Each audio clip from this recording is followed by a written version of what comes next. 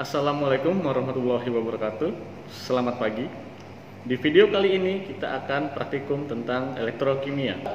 Tujuan percobaan kali ini adalah mempelajari penentuan potensial sel, kemudian mengetahui tentang reaksi redoks, mempelajari sel elektrolisis dan sel volta, dan mempelajari teknik elektroplating. Untuk yang percobaan A, penentuan potensial sel elektrokimia, bahan dan alatnya diantaranya kita punya CuSO4 0,5 molar sebanyak 50 mili. Kemudian ada ZnSO4 0,5 molar 50 mili. Kemudian FeSO4 0,5 molar 50 mili. Kemudian kita punya jembatan garam. Jembatan garam yang berisi KNO3 1 molar. Kemudian kita punya elektroda. Pertama kita punya elektroda Cu.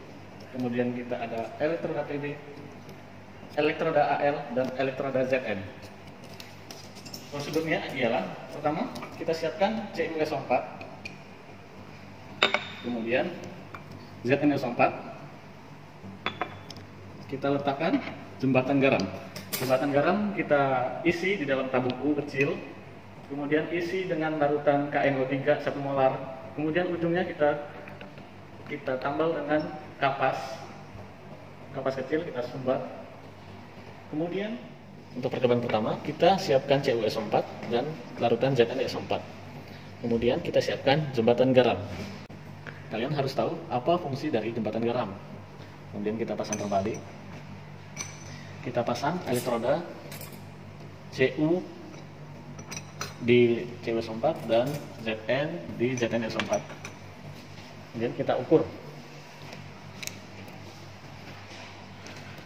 Yang merah atau yang positif di Cu, kemudian yang hitam atau yang negatif itu di Zn.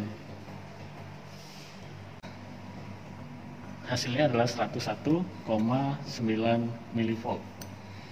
Kemudian kita variasikan kembali dengan menggunakan larutan FeSO4. Kita variasikan kembali dengan menggunakan FeSO4. Tadi logam atau elektroda Zn kita ukur.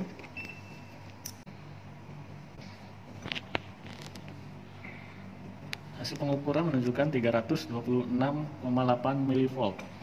Kemudian kita variasikan dengan larutan lain, yaitu kita sediakan ZnSO4 berpasangan dengan FeSO4. ZnSO4 kita letakkan elektroda Zn, FeSO4 kita letakkan elektroda Cu.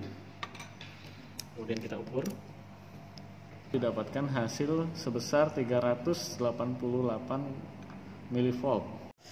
Sel potensial elektrokimia yang kita telah lakukan, kalian harus tahu apa fungsi penambahan dari larutan-larutan FeSO4, CuSO4, dan ZnSO4. Kemudian fungsi jembatan garam. Kemudian kalian harus menentukan mana elektroda yang bertindak sebagai katoda dan mana elektroda yang bertindak sebagai anoda. Kemudian tuliskan reaksi yang terjadi di anoda dan katoda. Kemudian dari hasil yang telah didapatkan, voltase yang telah didapatkan, kalian harus membandingkan antara nilai yang praktik yang kita lakukan tadi dengan nilai teoritis. Sekian dari percobaan yang A, kita akan lanjut ke percobaan yang B, elektrolisis larutan Ki. Selanjutnya kita akan memasuki percobaan B, yaitu elektrolisis larutan Ki. Bahan dan alat yang kita sediakan diantaranya sikloheksana, larutan Ki 0,25 molar pipet tetes, tabung U sedang, tabung reaksi kecil, kemudian ada DC power supply yang dilengkapi dengan batang karbon. Pertama kita tuangkan larutan Ki ke dalam tabung U. Sisakan sekitar 2 cm dari atas atau dari mulut bibir tabung U. Kemudian kita hidupkan dulu DC power supply-nya. Kita set di angka 3 volt. Kemudian kita masukkan ubah arusnya menjadi 6 volt.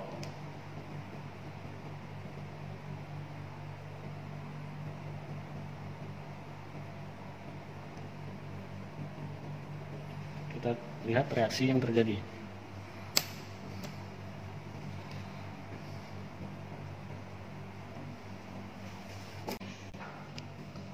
Setelah 5 menit bereaksi, kita didapatkan hasil di sebelah kiri atau yang dialiri di kutub positif menjadi lebih pekat, sedangkan di kutub negatif menjadi bening, tetap bening. Kemudian kita matikan alatnya, kita ambil sekitar 1 mili dari larutan yang berwarna pekat. Kita ambil 2 mili larutan yang berwarna pekat.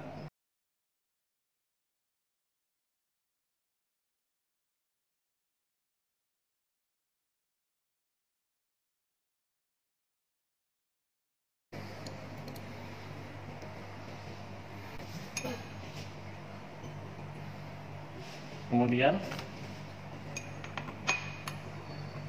udah ini rekam. Kita tambahkan 1 mili sikloheksan.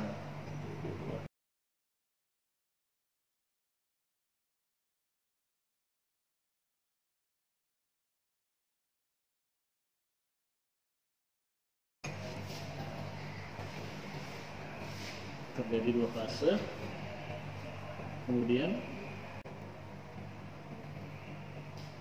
kita kocok larutan.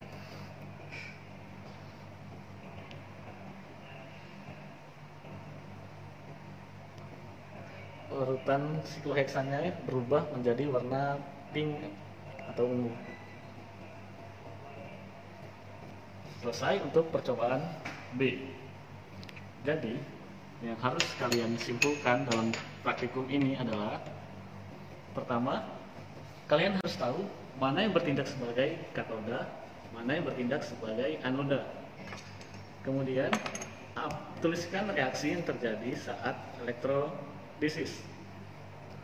Kemudian, tuliskan reaksi yang terjadi saat penambahan sikloheksan. Praktikum selanjutnya adalah percobaan C, electroplating lempeng Fe dengan logam Cu. Alat dan bahan yang kita gunakan adalah pinset, amplas, uang logam sebagai lempeng besi. Bahannya ada CuSO4 1,25 molar ditambah H2SO4 0,3 molar.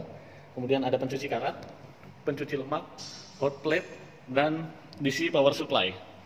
Kita amplas uang logam, kemudian kita timbang beratnya atau masanya.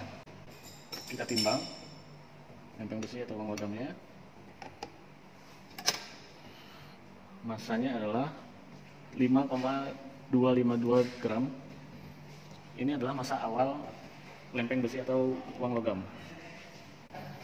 Kemudian kita masukkan uang logam ke dalam larutan pencuci lemak. Kita set suhu hot plate pada 70 derajat Celcius. Kita tunggu selama 5 menit. Setelah 5 menit, kita ambil uang logamnya.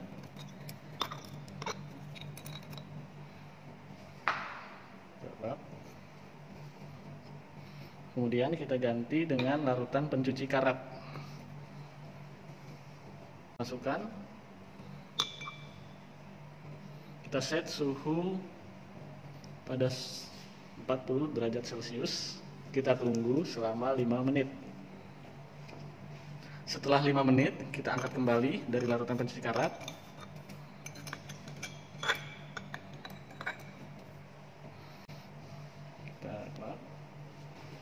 Kita keringkan. Kemudian kita set di alat DC power supply-nya di bagian positif. Ini kita pasang elektroda karbon, kemudian yang negatif kita tempel atau kita pasang lempeng besi. Kemudian kita siapkan larutan CuSO4 dan H2SO4. Kita hidupkan. Kita setting dulu di angka 3 volt.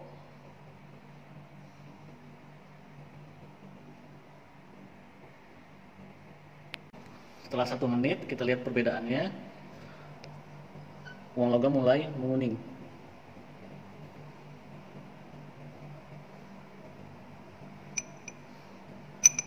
Oke. Kemudian kita rubah lagi menjadi 4,5. Kita tunggu 1 menit lagi.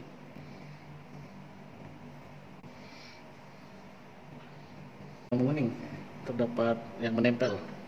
Kemudian kita rubah menjadi 6. Kita tunggu 1 menit lagi.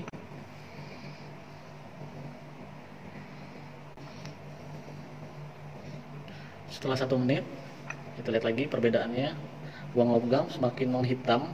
Setelah 1 menit kita hentikan reaksinya, kita matikan alatnya, dan kita lihat uang logamnya menjadi seperti ini. Kemudian kita keringkan. Setelah mengering kita timbang berat akhir logam atau uang logamnya, maka didapatkan berat akhir sebesar 5,45 gram. Pembahasan pada bagian C, electroplating lempeng Fe dengan logam Cu. Yang pertama, kalian harus membahas reaksi yang terjadi antara Fe atau logam Fe dengan Cu2O4. Kemudian kalian harus tahu fungsi perlakuan dari percobaan yang kita lakukan tadi, dari larutan Cu2O4 ditambah H2SO4. Kemudian kalian harus menghitung berat selisihnya, berat akhirnya. Kemudian kalian harus tahu fungsi atau aplikasi sehari-hari, aplikasi electroplating dalam kehidupan sehari-hari.